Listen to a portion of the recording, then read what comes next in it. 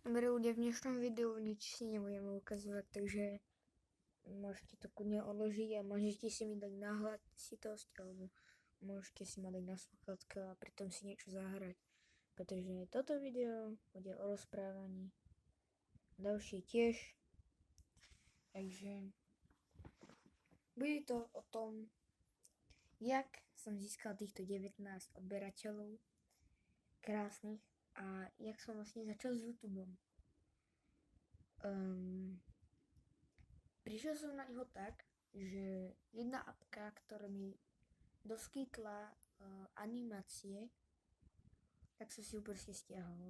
Urobil som animáciu a potom mi to dalo na výber. Facebook, Instagram, YouTube. Klikol som YouTube. No a vyskočilo mi to, že proste si môžem vytvoriť kanál. Tak som si ho vytvoril a proste urobil som si ho. A tak som proste na ňom začal dávať tie animačky, ale potom som si povedal, že budeme hrať, ale urobil som ochutnávačku. Takže tak vám poviem, a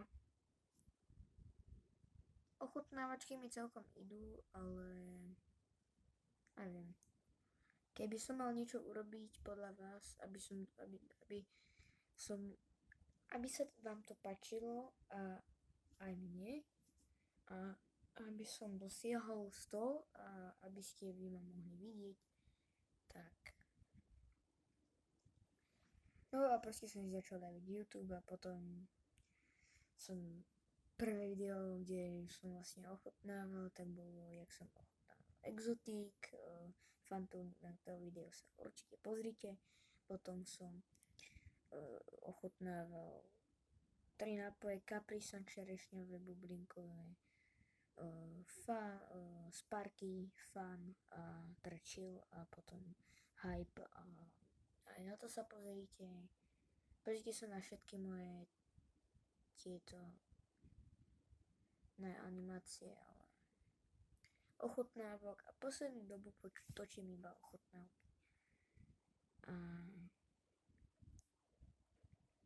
akože neviem, ale keď chcete vedieť, kedy som si kanál založil, vlastne vtedy som ešte nevedel pomenovávať videa, tak moje úplne prvé video, pozrite si ho.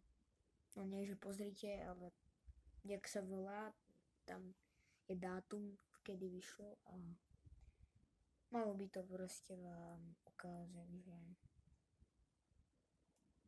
jak. A no, takže to je vlastne všetko a budem rozprávať ešte o niečom aj inom dnešnom.